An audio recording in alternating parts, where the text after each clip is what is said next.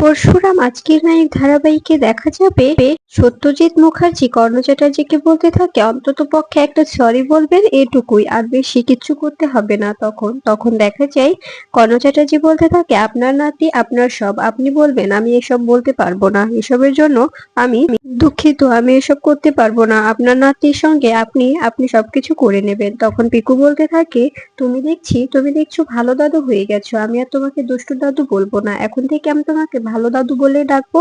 তাই এই বলেই দেখা যায় সত্যজিৎকে চুমু খায় পিকু। এরপরে দেখা যায় এটা দেখে কর্ণ চ্যাটার্জি বলতে থাকে যত সব ন্যাকামো, এসব ন্যাকামো কিন্তু আমার মোটেও ভালো লাগছে না, আমার আমার এসব ভালো লাগে না।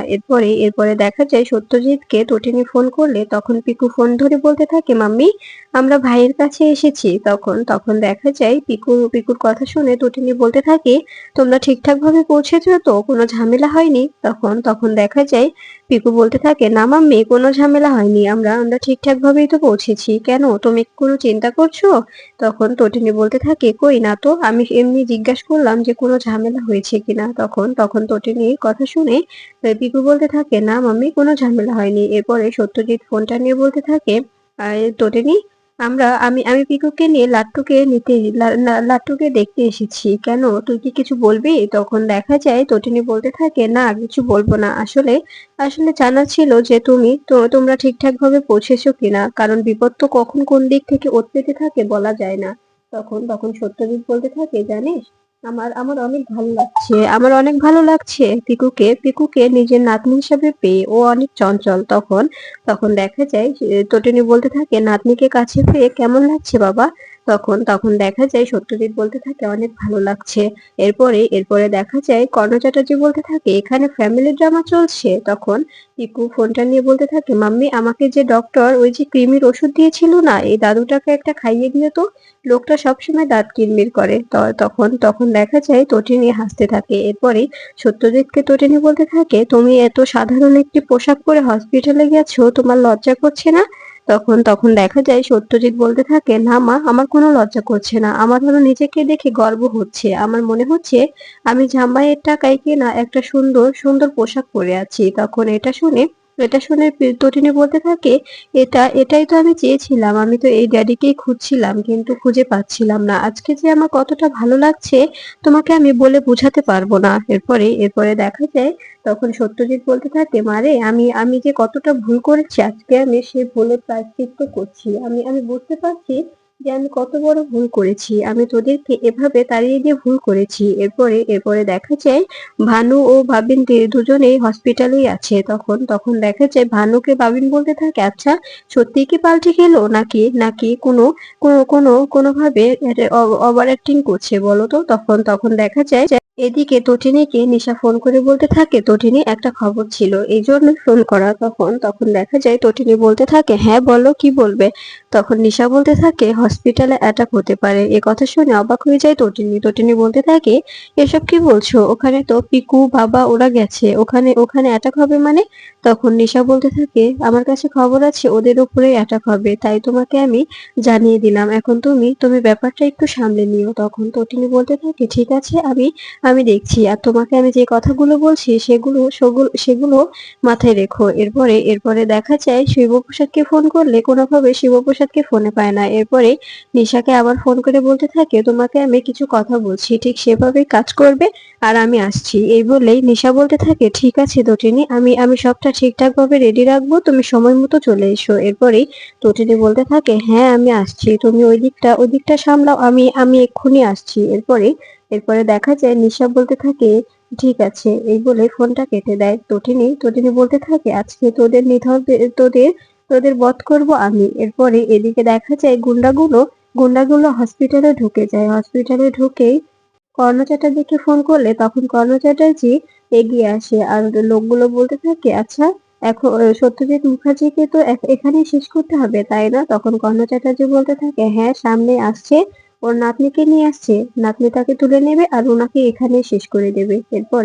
এরপরে দেখা যায় এ কথা বলে ইশারা করে কর্ণ চ্যাটার্জি সেখান থেকে সরে যায়। তখন গুন্ডাগুলো বলতে থাকে আপনি চিন্তা করবেন না, একদম একদম ঠিকঠাক ভাবে সবটা হবে। এরপরে সত্যজিৎ মুখার্জি ও পিকু দুজনে হসপিটালের মধ্যে দিয়ে হেঁটে আসছে। ঠিক তখনই গুন্ডাগুলো এসে তাদের সামনে দাঁড়ায় আর সত্যজিতের সামনে হাত বাড়িয়ে বলতে থাকে, একদম এগোবেন না, এখানেই দাঁড়িয়ে যান। তখন সত্যজিৎ বলতে থাকে, এসব কি হচ্ছে, এখানে কি কি গুন্ডামি করছো তোমরা, আর এখানে কেন এসেছো, তোমাদের কে পাঠিয়েছে? তখন গুন্ডাগুলো বলতে থাকে, কর্পোরেট করছেন, নিজের মেয়ের সঙ্গে ভাব হয়ে যাচ্ছে, এটা এটা তো হতে দেওয়া যায় না, কোনোভাবে তো ভাব হতে দেওয়া যাবে না। এরপরে দেখা যায় সত্যজিৎকে মারতে থাকলে তখন সত্যজিৎ পিকুকে নিয়ে সেখান থেকে দৌড়ে পালিয়ে যায়। ঠিক তখনই হুইল চেয়ারে করে ছদ্মবেশে আসে তটিনী। তটিনী সেখানে এসে গুন্ডাগুলোর সামনে দাঁড়ায়। তটিনীকে দেখে অবাক হয়ে যায় গুন্ডাগুলো। গুন্ডাগুলো বলতে থাকে, এই বুড়ি এখানে কি করছে, আর বুড়ি এখানে এখানে কেন এসেছে? ঠিক তখনই তটিনী ঘুরে বসে আর একে একে গুন্ডাগুলোকে এগিয়ে আসতে বলে।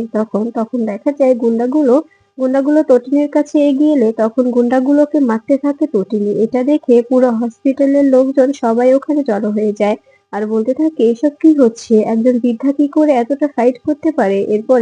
এরপরে দেখা যায় তটিনী একে একে সবাইকে মারতে থাকে আর এদিকে সবাই অবাক হয়ে এসব দেখে, কিন্তু কেউ এগিয়ে আসার সাহস পায় না। এরপরে দেখা যায় গুন্ডাগুলো অবাক হয়ে যায় আর বলতে থাকে, ইনি কে, এতটা এতটা শক্তিশালী কি করে হন ইনি, ইনি এখানে কেন এসেছে আমরা তো বুঝতেই পারছি না। এরপরে দেখা যায় তখন টটিনি সবাইকে মারতে থাকে আর বলতে থাকে, একজন বয়স্ক লোককে মারতে আসিস, তোদের লজ্জা করে না? তোদের তোদের এত বড় সাহস কি করে হয়, একজন বয়স্ক লোককে মারতে এসেছিস? এরপরে দেখা যায় টটিনিকে গুন্ডাগুলো আবার মারতে উঠলে তখন টটিনি নার্সের হাত থেকে একটি ওষুধের বক্স কেড়ে নেয় আর সেটা নিয়ে গুন্ডাগুলোকে বেধড়ক মারতে শুরু করে। তখন গুন্ডাগুলো বলতে থাকে, তুই কোনো বৃদ্ধা নয়, এটা আমরা বুঝতে পারছি, তুই তুই বৃদ্ধা সেজে এসেছিস তাই না? তখন টুটুনি কোনো কথা বলে না। এরপরে দেখা যায় গুন্ডাগুলোকে মেরে স্পেশাল ব্রাঞ্চে ফোন করে জানিয়ে দেয় টুটুনি। স্পেশাল ব্রাঞ্চে ফোন করলে তখন ফোনটা ধরে শিবপ্রসাদের স্যার। এরপরে স্যার ফোন ধরে বলতে থাকে, কে বলছেন? তখন ওপাশ থেকে বলতে থাকে, হসপিটালে অ্যাটাক হয়েছিল, কিছু লোক পড়ে আছে, তুলে নিয়ে যান, এই বলেই ফোনটা কেটে দেওয়া হয়। এরপরে দেখা যায় মায়া ও সৌরভকে নিয়ে স্যার সেখানে চলে আসে আর গুন্ডাগুলোকে দেখে অবাক হয়ে যায়। এরপরে দেখা যায় হসপিটালে সবাইকে জিজ্ঞেস করে, এখানে এখানে কি হয়েছিল? তখন দেখা যায় সেখানে থাকা নার্সেরা বলতে থাকে, স্যার আপনি জানেন না, এখানে একটা ভদ্রলোক একটি বাচ্চা মেয়েকে নিয়ে এসেছিল, তখন এই গুন্ডাগুলো এসে ওই লোকটাকে মারতে শুরু করে আর বাচ্চাটাকে নিয়ে যেতে চায়।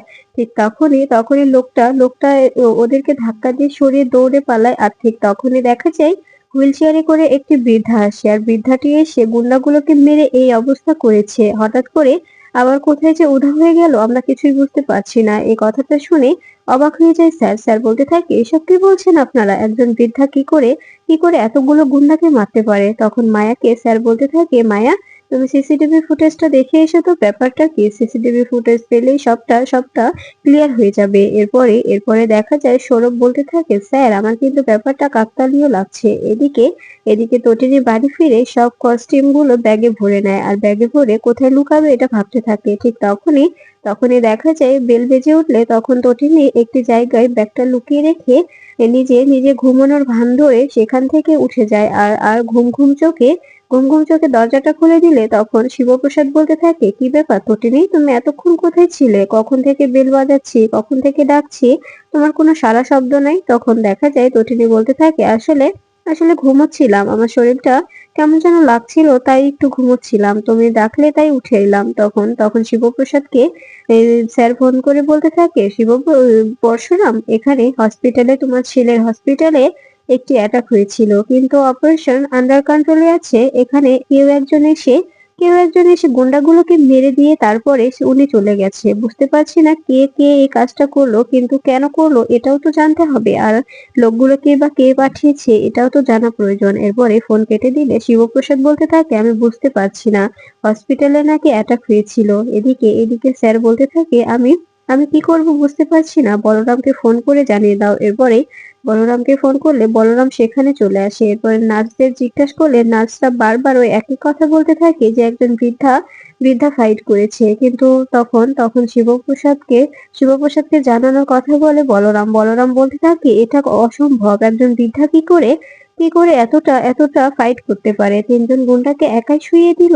আর সিসিটিভি ফুটেজ কোথায়, সিসিটিভি ফুটেজে তো পাওয়া যাচ্ছে না। তখন মায়া বলতে থাকে, হয়তোবা সিসিটিভি ফুটেজ পেলে আমরা সবকিছু ক্লিয়ার করে ফেলতাম, এই জন্য সিসিটিভি ফুটেজটা ইচ্ছে করে সরিয়ে দেওয়া হয়েছে। এরপরে স্যার শিবপ্রসাদকে ফোন করে বলতে থাকে, পরশুরাম, এখানে এখানে যিনি যিনি এই গুন্ডাগুলোকে মেরেছে উনি একজন বৃদ্ধা ছিল। এখানকার লোকজন যা বলছে তাতে বোঝা যাচ্ছে উনি একজন বৃদ্ধা ছিল, কিন্তু প্রশ্ন একটাই যে একজন বৃদ্ধা কি করে এতগুলো গুন্ডাকে মারতে পারে। আর সিসিটিভি ফুটেজও গায়েব, এখন কি করব বুঝতে পারছি না। মনে হচ্ছে সিসিটিভি ফুটেজটা থাকলে সমাধান করা যেত। তখন তখন এই বলে শিবপ্রসাদ ফোন কেটে দিলে তখন তখন দেখা যায় স্যার বলরামকে বলতে থাকে, বলরাম, তুমি তুমি সবটা সবটা খতিয়ে দেখো, এখানে এখানে কি হয়েছিল, আর সিসিটিভি ফুটেজটাই বা কোথায় গেল। সিসিটিভি ফুটেজটা পেলে হয়তো বা কেঁচো খুঁড়তে কেউ তো বেরিয়ে আসবে, এই জন্য সিসিটিভি ফুটেজটা সরিয়ে দেওয়া হয়েছে। এদিকে এদিকে দেখা যায় সত্যজিৎ, কর্ণ চ্যাটার্জি ও পিকু অটো করে বাড়ির সামনে চলে আসে, আর সেখানে এসে দেখতে পায় পিকুর ফ্রেন্ডরা সবাই খেলছে। তখন তখন পিকু বলতে থাকে, ভালো দাদু, ওই দেখো আমার ফ্রেন্ডরা সবাই খেলছে, আমিও খেলবো, আমি ব্যাটিং করব আর তুমি বল করবে, ঠিক আছে? তখন তখন দেখা যায় সত্যজিৎ বলতে থাকে, আমি কি এসব পারি নাকি, তুই আমাকে এসব বলছিস? তখন পিকু বলতে থাকে, ও তুমি তো পারো না তাই না, আমাকে মাম্মি একটা খেলা শিখিয়ে দিয়েছে, তো এই খেলার নাম এক্কা দোক্কা। এটা শুনে কর্ণ চ্যাটার্জি বলতে থাকে, কি, কিসের এক্কা দোক্কা, তুই কি বাজে বকছিস বলতো? তখন তখন দেখা যায় পিকু বলতে থাকে, আমি বাজে বকছি না, তুমি সবসময় এমন করো কেন দুষ্টু দাদু, তুমি এমন করো কেন? আর ভালো দাদু, তুমি এসো, তুমি আর আমি খেলবো, উনি না খেললো। তখন তখন দেখা যায় সত্যজিৎ কর্ণ চ্যাটার্জিকে বলতে থাকে, বাচ্চাদের সঙ্গে সবসময় এভাবে কথা বলবেন না, বাচ্চাদের সঙ্গে একটু ভালোবেসে কথা বলার চেষ্টা করবেন, বুঝতে পেরেছেন? তখন কর্ণ চ্যাটার্জি বলতে থাকে, আচ্ছা, আপনি কি সত্যি পাল্টে গেলেন নাকি ভেদ ধরে আছেন বলুন তো, আমি তো বুঝতে পারছি না। তখন তখন দেখা যায় শিবপ্রসাদ এলে তখন কর্ণ চ্যাটার্জি বলতে থাকে, আমি কি তোমার বাড়ির চাকর যে আমাকে দিয়ে সকল কাজ করাচ্ছ? আমি তো বুঝতে পারছি না, আমাকে আমাকে কি চাকর বানিয়ে রেখেছো নাকি? তখন সত্যজিৎ বলতে থাকে, জামাই, আমি আমি তোমার প্রতি অনেক কৃতজ্ঞ, আমি তোমার প্রতি অনেক কৃতজ্ঞ, তুমি যদি আমাকে না বাঁচাতে তবে আজকে হয়তো বা আমি মরে যেতাম, আজকে এতক্ষণে আমি এখানে দাঁড়িয়ে থাকতে পারতাম না।